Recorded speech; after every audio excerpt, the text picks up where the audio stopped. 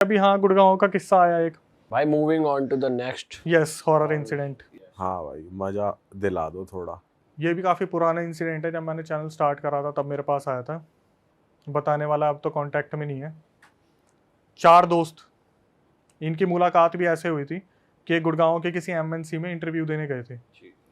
अब वहाँ पे होता है ना कि जैसे इंटरव्यू में बैठे हुए हैं, सूट वूट पहन के, हाँ फाइल वाइल ले रखी है, तो एक दूसरे का मजाक उड़ा रहे थे कि रिसेप्शनिस्ट लग रहा है, ये वैसा लग रहा है, वैसा लग रहा है। तो हो जाती है, कुछ 3-4 लोगों की दोस्ती हो गई। तो इनकी भी चारों की दोस्ती हो गई आपस में उसी कंपनी में इंटरव्यू देते हुए। और हुआ क्या जब ये बातचीत कर रहे थे तो होते ना कि कॉन्टैक्ट नंबर चेंज हो जाते हैं, तो इनके कॉन्टैक्ट नंबर चेंज हो गए। बाहर निकलने के बाद फिर भाई तेरा इंटरव्यू हो गया, तू सिलेक्ट हुआ? नहीं हुआ भाई, मैं भी नहीं हुआ, चल टपड़ी पे सिगरेट पीते हैं, मिलते हैं, ये वो करते करते ये एक दो मोहल्ले में थे आसपास, इनकी बातचीत हो गई और ये बहुत अच्छे दोस्त बन गए। 2018 के एंड आते आते जो सर्दियों का टाइम आ जाता है, तब तक ये इनकी जॉब भी लग गई, सब चारों सेटल्ड हो गए, बढ़िया अच्छी अच्छी की नौकरी लग गई।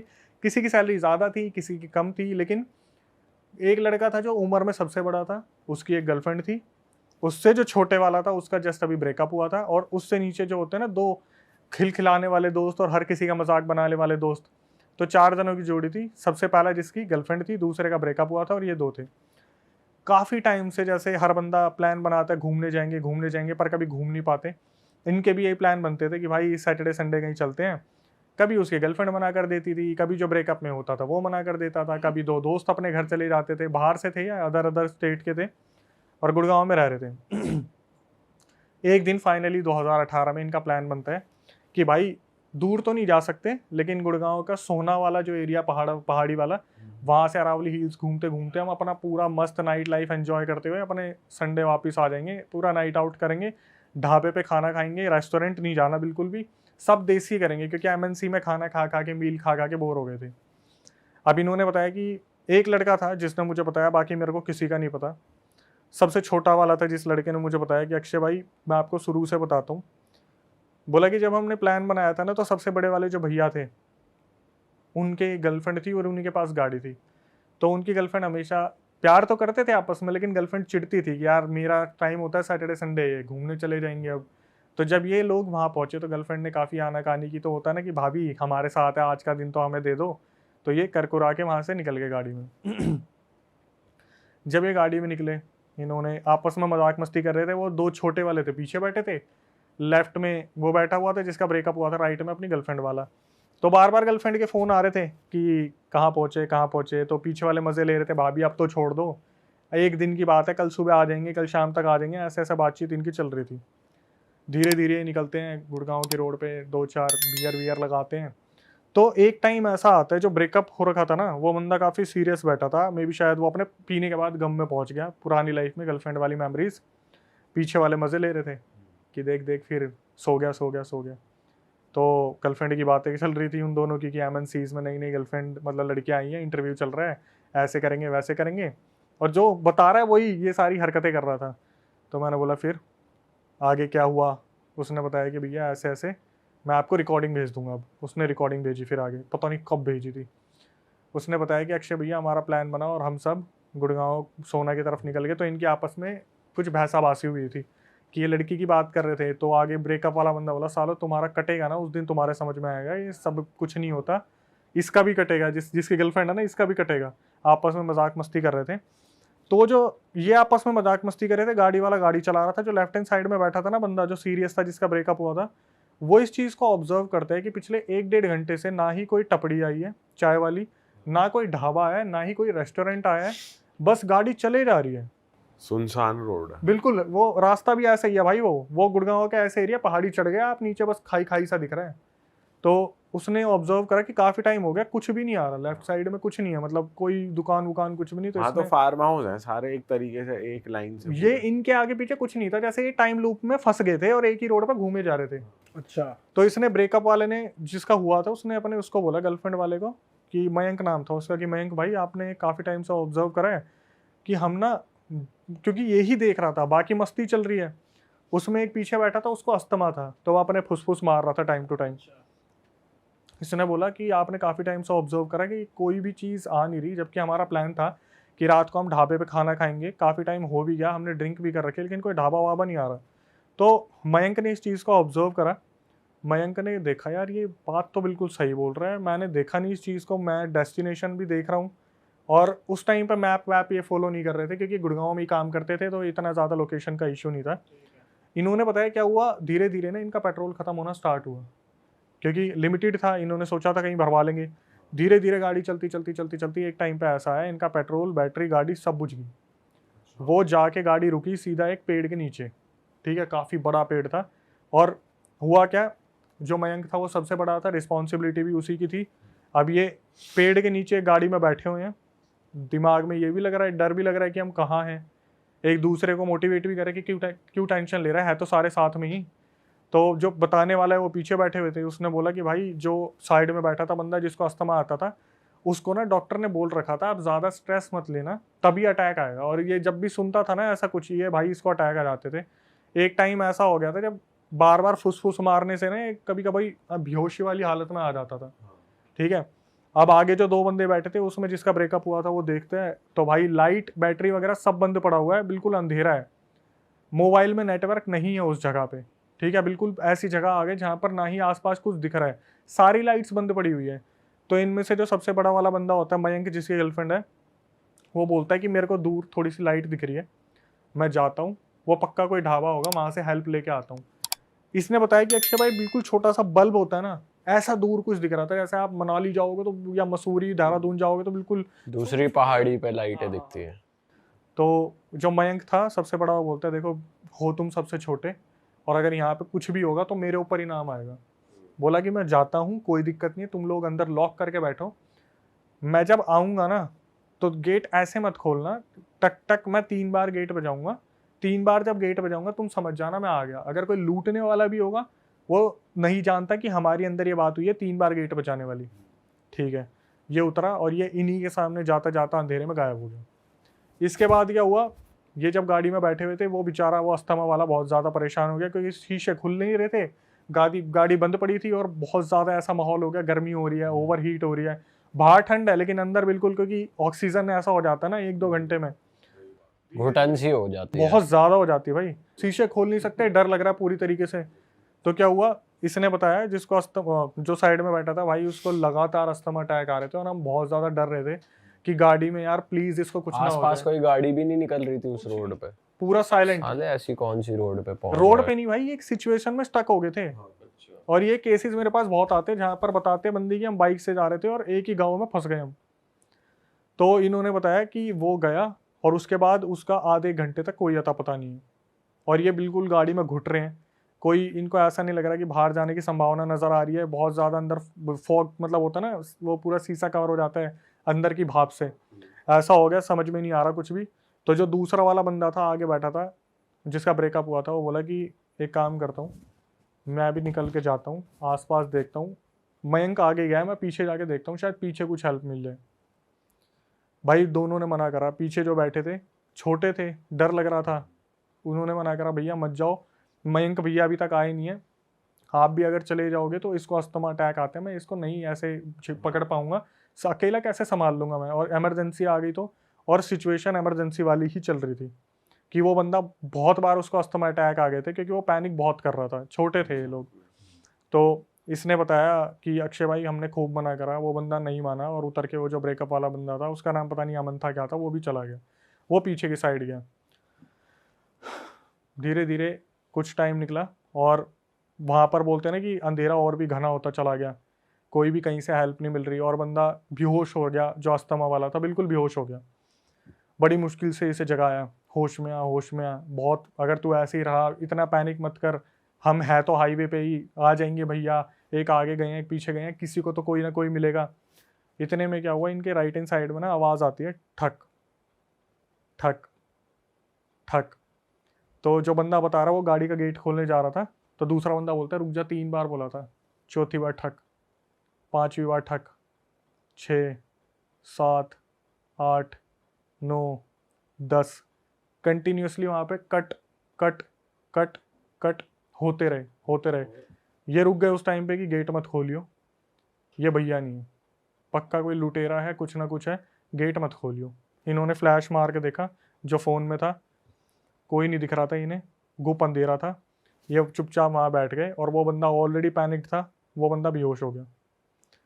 ये बंदा बैठा हुआ था, ऑक्सीजन बहुत कम हो रही थी, इसने खूब हाथ पैर मारने की कोशिश की, आगे जाके शीशा साफ कराना, आगे दिख रहा था ना पीछे दिख रहा था। इसे बस इतना याद है अक्षय भाई, कहीं ना कहीं मेरा दम घुट गया मैंने आँख बंद करी और शायद ये नींद लग गई इसको। सुबह अचानक से इसकी जब आँख खुली तो देखा कि सवेरा हो गया, सामने पीसीआर वगैरह खड़ी थी, पुलिस वाले आ रखे थे, जैसे या तो यहाँ पे बहुत बड़ा क्राइम सीन हो रखा है या फिर गांव वालों ने बता दिया। 2-3 गांव वाले खड़े थे जो ढाबे वाबे वाले थे, बनियान में कुछ लड़के थे, कुछ अंकल शर्ट में थे चप्पल पहन के, सामने पीसीआर खड़ी थी और जितने भी पुलिस वाले थे वो इनको बुला के ले जा रहे थे कि चलो हमारे साथ, इन दोनों को, जिसको अस्थमा आ रहा था और जो बताने वाला है। तो जब इसको उतारा तो इन दोनों को बोला कि आपको पीछे मुड़ के नहीं देखना, आप सीधा पीसीआर में बैठो और सीधा यहाँ से आपको थाने लेके जाएंगे। इन्होंने बहुत पूछने की कोशिश की कि कल रात कहाँ थे, हमें यहाँ पर किसी ने भी नहीं बचाया, हम कल रात से हैं। भाई दोनों बंदों ने मतलब अपना अपना बताया कि इन दोनों ने क्या देखा। जिसको अस्थमा अटैक आता था उसके दिमाग में ये चल रहा था पीछे क्यों नहीं देखने दे रहे, और जिस बंदे ने बताया उसने बताया कि अक्षय भाई वहाँ पर ना एक कागज़, एक पेपर हमारे आगे वाले टायर के नीचे पड़ा हुआ था, जैसे किसी ने दबा रखा है उसको। तो जो बताने वाला था उसने उस कागज़ को उठाया पुलिस वालों की नज़रों से बचते हुए कि पुलिस वालों ने अभी तक इसे देखा नहीं है, और जिसको अस्थमा अटैक आता था उसने पीछे मुड़ के देखा।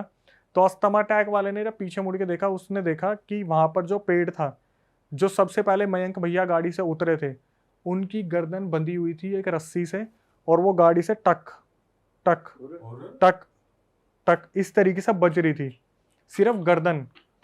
आगे गए पीसीआर के पास, उस बंदे ने कागज पर देखा जहाँ पे लिखा हुआ था आज तुम लोग बच गए, तुमसे दोबारा मुलाकात होगी। कहीं ना कहीं ये कुछ टोटका इनकी गाड़ी के नीचे आ गया था, जिसकी वजह से ये उसी टाइम उस लूप में फंस गए थे। और ये मान लो कि ये अभी भी कंटिन्यू है, कि जैसे जिसने बताया है ना वो बोलते हैं कि अक्षय भैया वहाँ से हम आगे थाने में सारी स्टेटमेंट ले ली और ये दिखाया कि लूट की का कुछ हुआ था, लूट का कुछ हुआ था। वो जो दूसरा बंदा था ब्रेकअप वाला वो आज तक नहीं मिला, 2000 जो पीछे गया था 2018 से 2024 आ गया।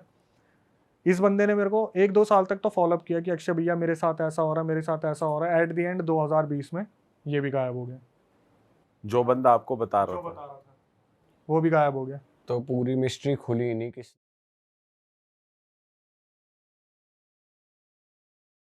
ये ना, ये जो स्टोरी है ये आम जिंदगी हर कोई रिलेट कर सकता है। एक फॉलोअर सब्सक्राइबर है अपनी, उनका नाम है रिधि, उनका मेरे पास मैसेज आता है, डॉक्टर रिधि। पढ़ाई के लिए वो अपनी जो है चंडीगढ़ मूव करती है, और वहाँ पे जाने के बाद ना, जो पहले तो उनका व्यवहार बताता हूँ मैं। जो रिधि थी वो बहुत ही ज़्यादा लेमैन होती है ना, कि बहुत ज़्यादा नीची फैमिली से बिलोंग करती है, बट इंट्रोवर्ट किस्म की, कि उन्हें ज़्यादा किसी से बात करना पसंद नहीं होता। आपने डॉक्टर्स का नेचर भी देखा होगा कि वो ज़्यादातर बात नहीं करते, नॉर्मली दवाई ली चलो जाओ। रिधि जो थी अपनी डॉक्टरी की पढ़ाई करने के लिए, ट्रेनिंग करने के लिए चंडीगढ़ मूव करती है, ठीक है। चंडीगढ़ में ये फ्लैट लेती है, और फ्लैट में इनको एक फैमिली मिलती है नीचे, जो फर्स्ट फ्लोर पे रह रही थी। सेकंड फ्लोर पे एक कमरा दिया जाता है, उसमें ये रहती है। तो डेली इनकी मम्मी से, रिधि की उनकी मम्मी से 1.5 घंटा बात होती थी, भाई बहनों से आधा पौना घंटा बात होती थी। नए नए ये शिफ्ट हुई थी तो मन भी नहीं लगता था बहुत ज़्यादा। रिधि का उस टाइम पे कोई बॉयफ्रेंड नहीं, कुछ भी नहीं, तो घर पे ही बात हुआ करती थी। तो इसने ना, जब ये जाती थी अपनी लाइब्रेरी वगैरह पढ़ने के लिए जाती थी, या जहाँ पर हॉस्पिटल में लगी थी ट्रेनिंग के लिए वहाँ जाती थी, ये जब भी वापस आती थी ना, ये देखती थी फर्स्ट फ्लोर पर पूजा पाठ चल रही है। वो जो फीमेल थी वो कामाख्या देवी की पूजा किया करती थी, ठीक है। तो क्या हुआ, जब भी ये जाया करती थी तो बोल देती थी वो आंटी जो थी नीचे फ्लोर वाली, रिधि रिधि जल्दी इधर आ, एक काम करे प्रसाद खा ले। तो रिधि की मम्मी ने उसे बोला हुआ था कभी भी ना, अगर प्रसाद भी है तो उसे आप रख देना, उसे खाना मत। होता है कईयों के घर में होती है रोक टोक कि कोई चीज़ दे तो मत खाना, ज़्यादा देर रुकना मत, अपने पढ़ाई पे ध्यान देना। रिधि ने बताया कि उसने उस प्रसाद को जाकर ऊपर वाले फ्लोर पर रख दिया, ठीक है। अब अपनी स्टडी कंटिन्यू कर रही है, कुछ हो रहा है। तो एक दिन क्या हुआ, उस घर में उन आंटी जो थी ना फर्स्ट फ्लोर की, उनका एक छोटा बेटा भी था, वो मोबाइल में लगा रहता था पूरा दिन। तो ये 3-4 साल पहले की बात है। उस टाइम पे एक प्लेटफॉर्म है बहुत फेमस हुआ था जो अब बैन हो चुका है, ठीक है, शॉर्ट वीडियो प्लेटफॉर्म, हाँ ठीक है। तो वो पूरे दिन उस पर लगा रहता था। तो रिधि ने बताया कि वो एक दिन नीचे आई तो पूजा पाठ चल रही थी, तो आंटी ने क्या करा, रिद्धि जल्दी आ फटाफट, तू भी पूजा पाठ में लग जा। तो रिद्धि पूजा पाठ को तो नहीं मना कर सकती ना, खाने को तो मना कर सकती है। तो पूजा पाठ के दौरान उसे ना, जब पूजा पाठ खत्म हो गई तो प्रसाद में रिद्धि को दिया लौंग के दाने, और उसमें कुछ राई के दाने थे। बोली बेटा इसे खा ले, ये बहुत अच्छा रहेगा तेरे शरीर के लिए। तो उसने क्या करा, रिद्धि ने हाथ में ले लिया, हाँ आंटी ठीक है आंटी, ठीक है आंटी, और उसने क्या करा, गेट के बाहर जाके उसको फेंक दिया। और ये अपने फ्लोर पे आ गई। तो अपने फ्लोर पे आई, अच्छा खासा पढ़ रही है। अगले दिन जब ये जा रही थी तो इसकी जो फर्स्ट फ्लोर वाली आंटी है बोलती है, बेटा तूने उस प्रसाद को फेंक दिया, तूने खाया नहीं उसे। तो ये मनी मन में इसके क्वेश्चन चल रहे हैं, इन्हें कैसे पता चला कि मैंने फेंक दिया था। ये अपनी मम्मी को बताती है कि ऐसे ऐसे आंटी ने आज मुझसे पूछा। तो इसकी मम्मी बोलती है, बेटा देख मैं अभी भी यही एडवाइस दूंगी, तू पढ़ाई पे ध्यान दे, इन सब चीज़ों पे मत दे। तो ये शाम को वापस आती है, तो फिर पूजा पाठ चल रहा है। तो आंटी क्या करती है, बर्फ़ी का डब्बा आगे कर देती है, और वो बर्फ़ी का डब्बा एक ब्रांड का था। तो ये सोचती है ब्रांड में तो क्या ही दिक्कत होगी, थोड़ा सा तोड़ के ही अपने मुंह में रख लेती है। उस दिन के बाद, ये जिस दिन वो खाया ना इसने, उसी दिन के बाद इसके साथ ना अजीब अजीब से इंसिडेंट शुरू हो गए। जैसे ये कहीं भी पैर रख रही है ना, इसका अपने आप पैर चलते चलते टेबल से लग गया, सब्जी काट रही है उंगलियां कट गई, ठीक है, बाल ड्रायर कर रही है तो बाल बहुत टूट रहे हैं, दांत में दर्द रहना शुरू हो गया, बाल बहुत ज़्यादा मतलब कुछ ना कुछ हो रहा है कि उसको एलर्जी हो रही है हाथों में, बालों के आसपास। ये अपनी मम्मी को बताती है। तो इसकी मम्मी बोलती है कि मैंने तेरे को मना करा था ना, तू मत खाइयो। फर्स्ट टाइम ऐसा हुआ था पूरे इसकी एंटायर लाइफ में जब इसने अपनी मम्मी को ना रख रख के सुनाई थी कि तुम्हें मेरी कुछ नहीं पड़ी हुई, तुम्हें कुछ नहीं है, तुमने मुझे घर से निकाल दिया, तुम्हें मुझे बस उस घर से चंडीगढ़ भेजना था ताकि तुम लोग मोच मार लो पीछे से। इसके कभी एटिकेट्स ऐसे थे ही नहीं इस लड़की के, कभी नहीं थे। और ये क्या कर रही है ना, उस फैमिली के लिए इन द सेंस, जैसे उस लड़के का फ़ोन टूट गया, ये अपनी जेब से 30,000 रुपये का फ़ोन मार्केट से ख़रीद के लेके आई कि ले बेटा ये इसमें देख तू। और अपने भाई बहनों को गालियाँ दे रही है कि तुम मत पढ़ना, तुमसे पढ़ाई नहीं होगी, तुम कुछ नहीं करोगे, निठल्ले हो तुम, निठल्ले, इस परिवार में मैं ही डॉक्टरी करके डॉक्टर बनूंगी, और माँ बाप ने तो मुझे वैसे ही भेज दिया। मम्मी फ़ोन कर रही है। इसने अगले 8-10 दिन के लिए सबको कनेक्शन अपने घर में ख़त्म कर दिया, और ये नीचे वालों के पूरे इन्फ्लुएंस में। मतलब वो बोल रही है ना कि हमारे ऐसे ऐसे एलईडी ख़राब हो गया, तो क्या हो गया आंटी, मैं लेके आऊँगी ना, आप भी तो मेरी मम्मी जैसी हो। एलईडी खरीद के लेके आ रही है, उसके बच्चे को फ़ोन दे दिया, कभी हेल्प के लिए 30,000 रुपये दे दिए, कभी 1 लाख रुपये दे दिए, अपनी सारी सेविंग दे दी। अब क्या हुआ, बीच में आया कोविड के टाइम पे जो ये इंटर्नशिप कर रहे थे, इन लोगों को एक होटल असाइन कर दिया था कि आप लोग फैमिली के साथ नहीं रहोगे क्योंकि आपको पक्का कोरोना इफेक्ट करेगा और फैमिली तक आ सकता है। जब ये बंदी उस होटल में मूव हुई ना रहने के लिए, तो धीरे धीरे 8-10 दिन में चीज़ें इसको समझ में आने लगी कि मैं ये कर क्या रही हूँ यार, मैंने अपनी फैमिली में सबसे इतना ज़्यादा कट ऑफ कर दिया। और इसने जब बैंक बैलेंस देखा कि ये 3-4 लाख रुपए लेके आई थी, मात्र 30,000 रुपये रह गए। अगर वो नीचे वाली अपने घर में भंडारा करवा रही है तो इसने 50,000 रुपये दे दिए, इसने 60,000 रुपये दे दिए, कोई कथा करा रही है तो 10,000 रुपये दे दिए। इसको रियलाइज़ होता है कि मैं अभी तक कर क्या रही थी। ये रोती रोती अपनी मम्मी को फ़ोन करती है कि मम्मी मैंने आपको बहुत गलत बोला है। उसकी मम्मी बोलती है कोई नहीं, तू एक काम कर, थोड़े दिनों के लिए घर आ जाए। इसका ये बताती है कोविड चल रहा है, कोविड में घर तो मैं आ ही नहीं सकती, मैं इस फील्ड में हूँ।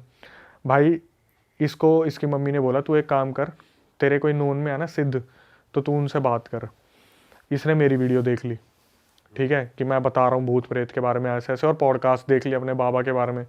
तो मेरे पास कॉल आया। अब यहाँ से ना एक झटका, मेरे पास जब कॉल आया ना इसका, तो ये बोली हेलो अक्षय, पीछे से एक ब्लर आवाज़ आ रही है, हेलो अक्षय, एको हो रहा है। एको हो रहा है। अच्छा, मैंने इसे बोला ये कितने टाइम पहले की बात है? ये अभी 3-4 दिन पहले की बात है। बट कोविड तो कब चल रहा था? उसके बाद ये सब जब होता आ रहा है, अभी भी हो रहा है उसके साथ? अभी भी हो रहा है। तो वो अभी भी अपने मकान मालिक के खर्चे कर रही है या उस उससे टाइम side रियलाइज हो गया? उससे साइड हो गई। तो जब इसका भी 3-4 दिन पहले दिन मेरे पास फोन आया था, तब से तो अब तक ये वहां से जा चुकी है, सब कुछ खत्म भी कर दिया। लेकिन इसका मेरे पास अभी कॉल आया, जब इसकी मम्मी को इसने बताया ना मेरे साथ ये रेगुलर बेसिस पे हो रहा है, नाखून टूट रहे हैं, कहीं भी पैर लग जाता है, उंगलियां कट रही हैं या कुछ ऐसा हो रहा है, इसने शिफ्ट कर लिया। अब तो इसकी शादी भी हो चुकी है। इसका फ़ोन आया कि अक्षय, आप अक्षय बात कर रहे हो, और पीछे से आवाज़ आ रही है आप अक्षय बात कर रहे हो, डबल आवाज़ आ रही है। भाई साहब, मैंने इसे बोला कि रिद्धि शायद आपने ना फ़ोन स्पीकर पे रखा हुआ है, तो इसको नॉर्मली आप आ जाओ क्योंकि मेरे को वॉइस एको होती दिख रही है। इसने बोला फ़ोन तो स्पीकर पे नहीं है। तो पीछे से पता क्या हो रही, स्पीकर पे नहीं है भाई। मेरे रोंगटे कांप के, उस टाइम में मेट्रो से निकला था, मुझे लगा मेट्रो में कुछ कनेक्शन वो वायरलेस कुछ प्रॉब्लम हो रही होगी। मैंने बोला रिद्धि आप ठीक हो? तो बोली हाँ। पीछे से आवाज आई हाँ। भाई जैसे जैसे मैं सुन रहा ना, मैं और भी ज्यादा हो रहा हूँ।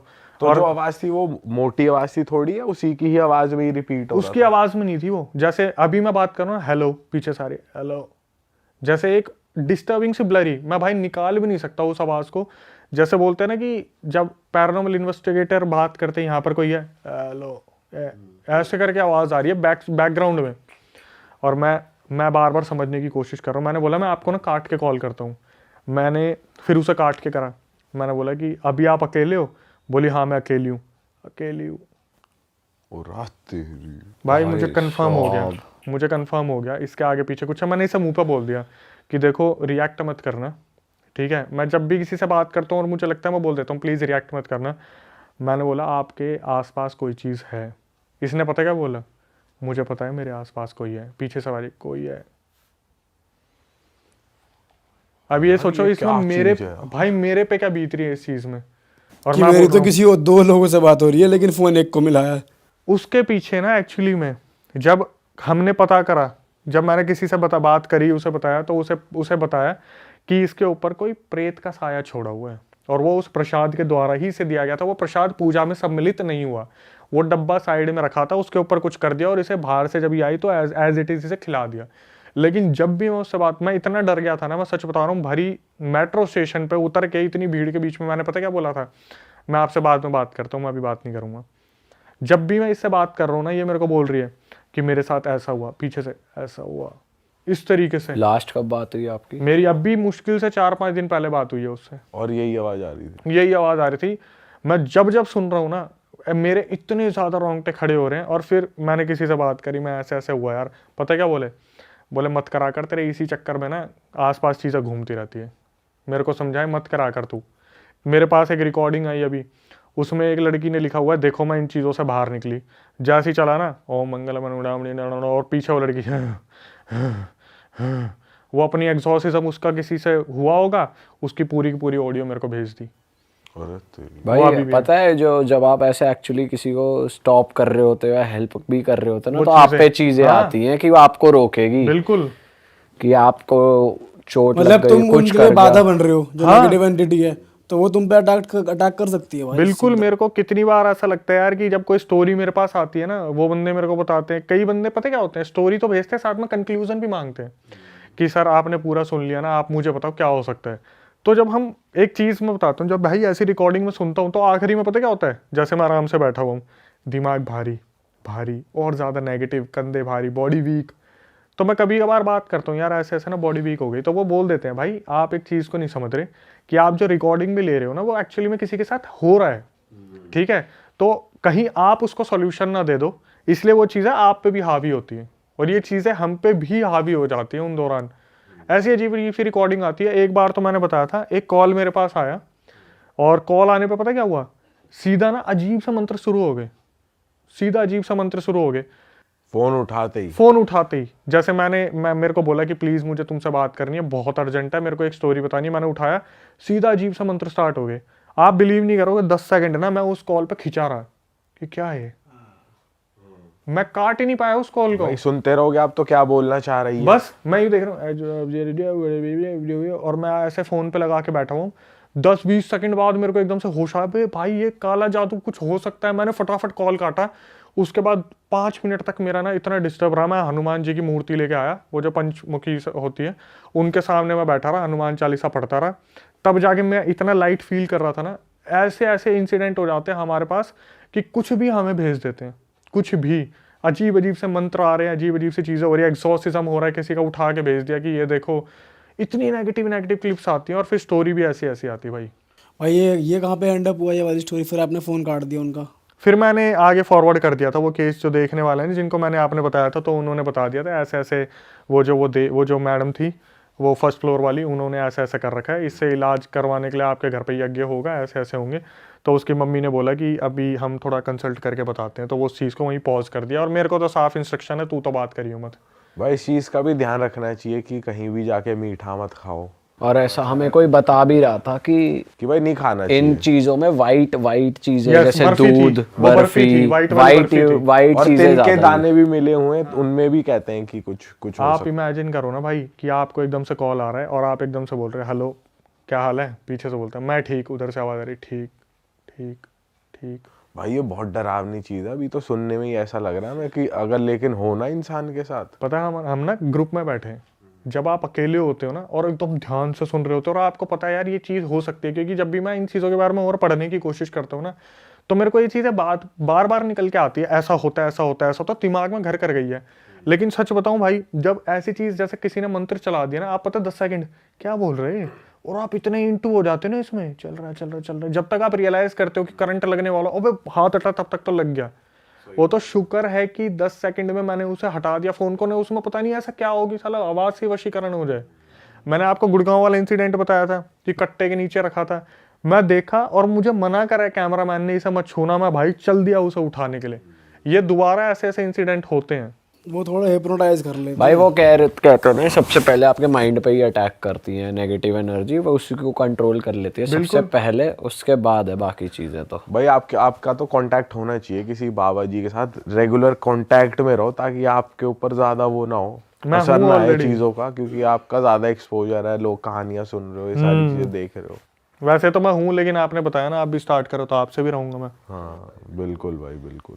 चलो दोस्तों, खत्म करते हैं इस मजेदार एपिसोड को। अगर आपको इस एपिसोड में मजा आया है भाई तो कमेंट कर दो। हम अक्षय भाई के साथ रेगुलर टच में रहेंगे और पॉडकास्ट लाते रहेंगे, क्योंकि भाई के पास तो आती रहती है डेली 10-20 स्टोरीज, तो कुछ बेस्ट ऑफ बेस्ट स्टोरीज हमारे पॉडकास्ट पे वो आके नरेट करेंगे।